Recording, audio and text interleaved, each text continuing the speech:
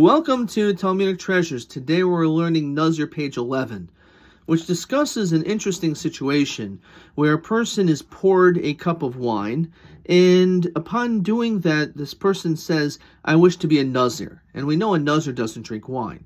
So the question is, was he saying that statement in order to separate himself from all wine, which is what a Nazir does? Or maybe he was just saying, I don't want you to give me this cup of wine or any future wine.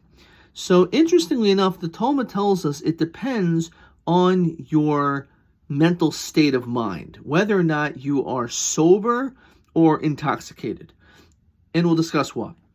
In the event that you are sober, so in that situation, if you are given this cup of wine, in which a person will not just generally keep giving someone who's sober a cup of wine, because it clearly shows he's not necessarily much of a drinker, but you give him a cup of wine and he says the statement, we say it must be that he is a Nazir completely.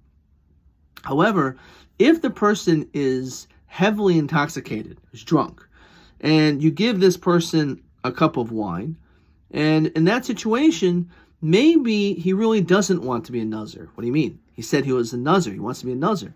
But we have to read more deeply into his potential intentions. Maybe he doesn't really want to be a Nazir, but he wants you to stop giving him wine. And he therefore said it in order to basically stop this because of his state. And he probably would understand, because he is a drinker, that people are continuously or more regularly giving him wine. So he wants people to stop giving him wine already because he's quite drunk, and therefore that's it. But not that he doesn't want to be a Nazir. He doesn't want to be a Nazir. That's the reality. So there's a few interesting things we could think about when it comes to this.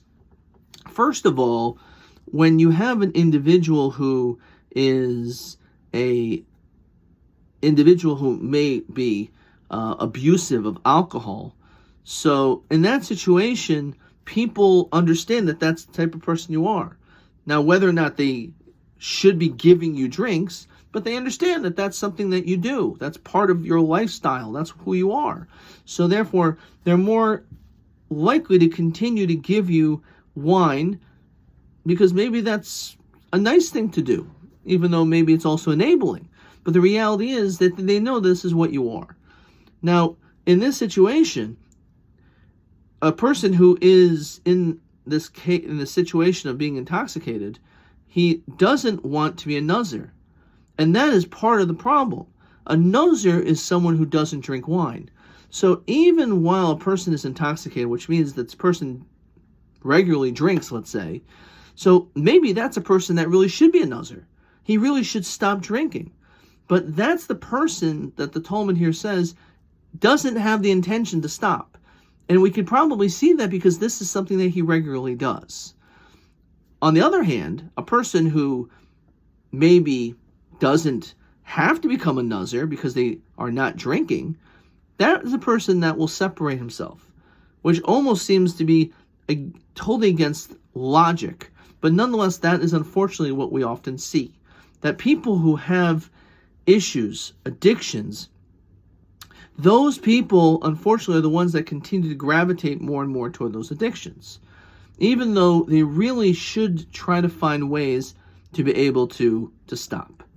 And therefore, the Talmud here again is teaching us this psychological approach that if you have a person that is always drinking, so he doesn't want to make himself into a Nazir, even though he says, I'm a Nazir. He just wants them to stop giving him drinks now. That doesn't mean that he is going to stop drinking in the future. Certainly someone who has these issues of alcohol, abusing alcohol, and having an addiction to alcohol, they should do whatever they can to minimize it, or maybe even to make themselves into a Nazir. Maybe that would do the trick.